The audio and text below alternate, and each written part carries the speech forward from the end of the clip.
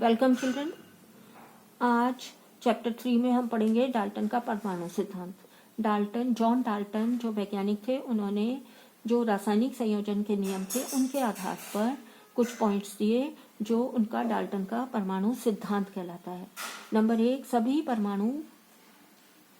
पदार्थ परमाणुओं से निर्मित होते हैं। ये आपने पढ़ा है कि सभी पदार्थ छोटे छोटे कणों से निर्मित होते हैं, जिन्हें उन्हें क्या कहा, परमाणु। तो सभी पदार्थ परमाणुओं से निर्मित होते हैं।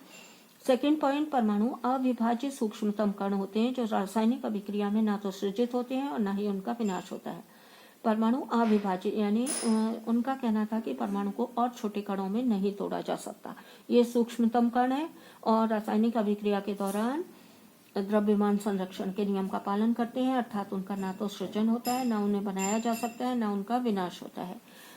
तीसरा पॉइंट था, दिए गए तत्व के सभी परमाणुओं का द्रव्यमान और रासायनिक गुणधर्म समान होते हैं। तत्व आपने पढ़ा है क्या होता है, तो एक ही प्रकार के परमाणु रासायनिक रूप से संयोजित होते हैं। तो दिए गए तत्व के सभी परमाणुओं का द्रव्यमान और रासायनिक गुणधर्म समान होते हैं। भिन्न भिन्न तत्वों के परमाणुओं के द्रव्यमान और रासायनिक गुणधर्म भिन्न भिन्न होते हैं। ये आपको तत्व क्लियर है तो ये आपको दोनों पॉइंट क्लियर हो जाएंगे कि अलग अलग तत्वों के जब आप परमाणु लेंगे तो उनके द्रव्यमान और रासायनिक गुणधर्म अलग अलग होंगे। अगर एक ही तत्व के परमाणु होंगे तो उनके रासायनिक गुणधर्म और द्रव्यमान एक से होंगे। पांचवा पॉइंट है, भिन्न भिन्न तत्वों के परमाणु परस्पर छोटी पूर्ण संख्या के अनुपात में संयोग कर यौगिक बनाते हैं। ये क्या कहता है, ये स्थिर अनुपात का नियम बताता है। अलग अलग तत्वों के जब यौगिक बनता है जिसमें दो या दो से अधिक तत्व रासायनिक रूप से तत्वों के परमाणु रासायनिक रूप से संयोजित होते हैं, तो क्या होगा, भिन्न भिन्न तत्वों के परमाणु परस्पर छोटी पूर्ण संख्या के अनुपात में संयोग होंगे। जब आप फॉर्मूला बनाएंगे तो देखेंगे कि किसी भी यौगिक में जब तत्व जुड़ते हैं तो उनकी पूर्ण संख्या में, मतलब होल नंबर में वो ऐड होते हैं। कभी भी ऐसा नहीं होता कि आधा या 1/4 नंबर परमाणु आपस में जुड़े। होल नंबर में मतलब 2, 3 इस तरह पूरी संख्या में अनुपात में संयोग कर यौगिक बनाते हैं। किसी भी यौगिक में परमाणु की सापेक्ष संख्या एवं प्रकार निश्चित होता है। अगर कोई परमाणु है H2O, जल है, अभी पढ़ा था आपने पिछली वीडियो में। यहाँ पर हाइड्रोजन के हमेशा 2 परमाणु लिए जाएंगे और ऑक्सीजन का 1। आप जल को कहीं से भी प्राप्त कर लीजिए, नदी, तालाब, झरने से, मगर जो जल प्राप्त होगा, जल में हाइड्रोजन के कितने परमाणु होंगे, पूर्ण संख्या में 2। हाइड्रोजन के 2 परमाणु ये निश्चित होंगे और ऑक्सीजन का हमेशा 1 परमाणु इसमें जुड़ेगा। कार्बन डाइऑक्साइड है, कार्बन डाइऑक्साइड में ऑक्सीजन के 2 परमाणु हैं और कार्बन का 1 परमाणु। तो ये किसी भी यौगिक में परमाणु की सापेक्ष संख्या और प्रकार जो है निश्चित होता है। कार्बन डाइऑक्साइड में प्रकार भी निश्चित होता है, H2O में प्रकार भी निश्चित। तो यौगिकों में प्रकार, कार्बन और ऑक्सीजन जुड़ने और संख्या भी निश्चित होती है। ये था आपका डाल्टन का परमाणु सिद्धांत। इसके बाद हम पढ़ेंगे परमाणु द्रव्यमान क्या होता है। अभी आपने परमाणु द्रव्यमान पे स्थिर अनुपात का नियम में परमाणु द्रव्यमान शब्द पढ़ा था। तो परमाणु द्रव्यमान क्या होता है, परमाणु द्रव्यमान होता है, परमाणु द्रव्यमान को हम यू का मतलब होता है यूनिफाइड द्रव्यमान, यूनिफाइड मास। द्रव्यमान को इंग्लिश में हम कहते हैं मास, यूनिफाइड मास, या फिर द्रव्यमान, पदार्थ की मात्रा। द्रव्यमान का मतलब है पदार्थ की मात्रा। तो यू से हम इसको प्रदर्शित करते हैं, यू में मेजर करते हैं।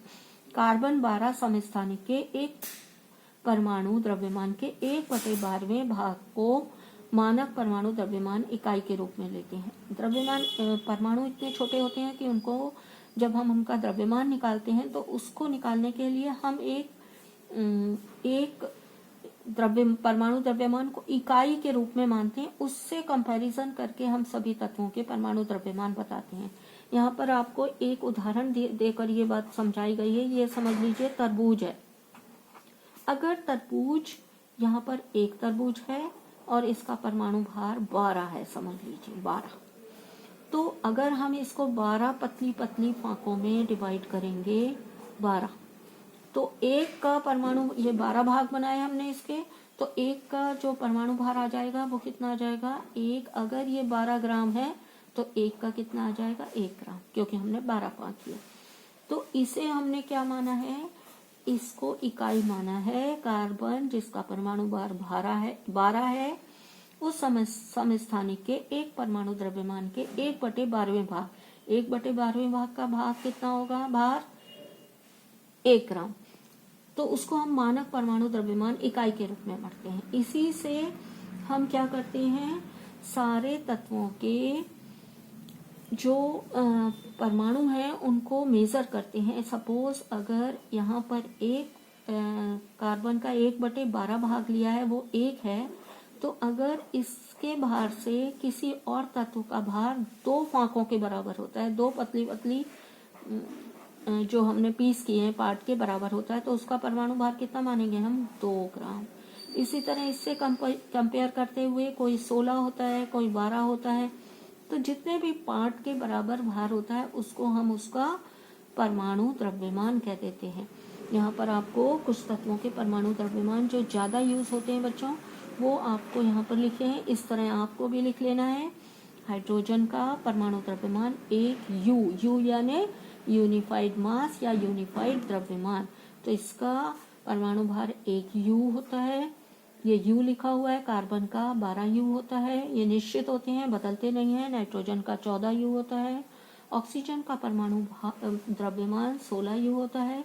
सोडियम का परमाणु द्रव्यमान 23 यू होता है।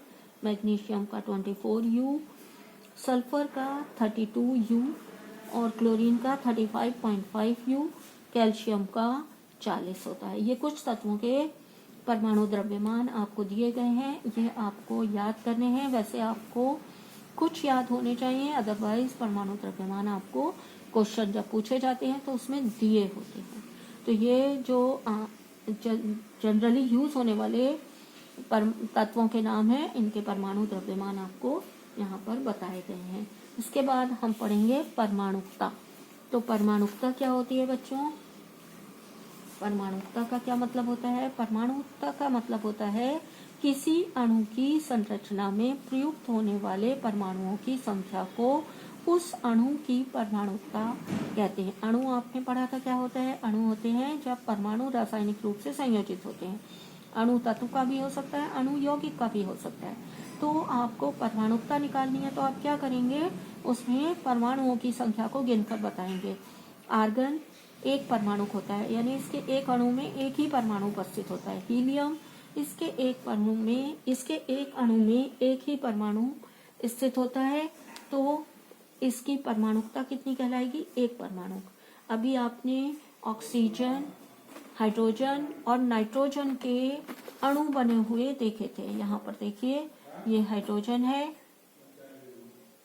यहाँ पर ये आपके ये जल है।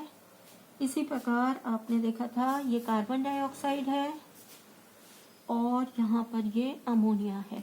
तो अगर आपको परमाणुकता निकालनी है तो परमाणुकता निकालने के लिए आप क्या करेंगे बच्चों, एक अणु में उपस्थित परमाणुओं की संख्या को परमाणुकता कहते हैं। तो किसी भी तत्व के परमाणुओं को गिनने की जरूरत है। अगर इसका सूत्र आप सूत्र से निकाल सकते हैं। नाइट्रोजन, तो इसकी परमाणुकता कितनी होगी, इसके 2 परमाणु जुड़े हुए हैं तो परमाणुकता होगी 2। ऑक्सीजन O2, तो परमाणुकता कितनी होगी, इसमें 2 परमाणु जुड़े हुए हैं 2। यहाँ पर मैंने एक लिखा है H2O, तो बच्चों H2O की परमाणुकता कितनी होगी, H के 2 परमाणु और ऑक्सीजन का 1, तो टोटल परमाणु कितने हो गए, परमाणुकता कितनी हो जाएगी इसकी 3। इसी तरह CO2 की परमाणुकता कितनी हो जाएगी, 2 ऑक्सीजन की और 1 कार्बन का, तो परमाणुकता कितनी हो गई इसकी 3। तो इस प्रकार नंबर ऑफ जो एटम्स हैं वो किसी अणु में कितने उपस्थित हैं, एक अणु में कितने परमाणु उपस्थित हैं, उसकी हम परमाणुकता कहते हैं, एटॉमिसिटी। अब यहाँ पर ये अमोनिया है आपका NH3, बच्चों इसकी परमाणुकता कितनी होगी, कितने परमाणु जुड़े हुए हैं इसमें, हम परमाणु गिन लेंगे 1 2 3 4। तो NH3 की, ये NH3 है, एक अणु है ये अमोनिया का। तो एक अणु में उपस्थित परमाणुओं की संख्या अमोनिया, तो अमोनिया की परमाणुकता अगर आपसे पूछी जाएगी कितने परमाणु जुड़े हुए हैं, 3 हाइड्रोजन के हैं और 1 नाइट्रोजन का, कितने हो गए 4। तो इसकी परमाणुकता कितनी हो जाएगी 4। हम तत्वों की जो परमाणुकता निकालते हैं उसमें कुछ तत्वों की परमाणुकता आपको पता होनी चाहिए। नाइट्रोजन की परमाणुकता 2 होती है, द्विपरमाणु कहलाता है। क्लोरीन की परमाणुकता भी 2 होती है, Cl2, तो ये द्विपरमाणु कहलाता है। फास्फोरस की परमाणुकता 4 होती है। फास्फोरस के 4 परमाणु आपस में रासायनिक रूप से संयोजित होकर एक अणु बनाते हैं। फास्फोरस का सिंबल होता है P, तो अणु का सूत्र क्या हो जाएगा, P4। इसीलिए, और सल्फर को हम कहते हैं बहुपरमाणु। बहुपरमाणु क्यों कहते हैं, क्योंकि इसमें 4 से भी अधिक परमाणु यानी 8 परमाणु आपस में जुड़े होते हैं, तो इसको हम क्या कह देते हैं, बहुपरमाणु। तो ये हो गई आपकी परमाणुकता। अगला आपका रासायनिक सूत्र लिखने के नियम है, वो अगली वीडियो में हम सीखेंगे कि रासायनिक सूत्र कैसे लिखे जाते हैं। Thanks for watching.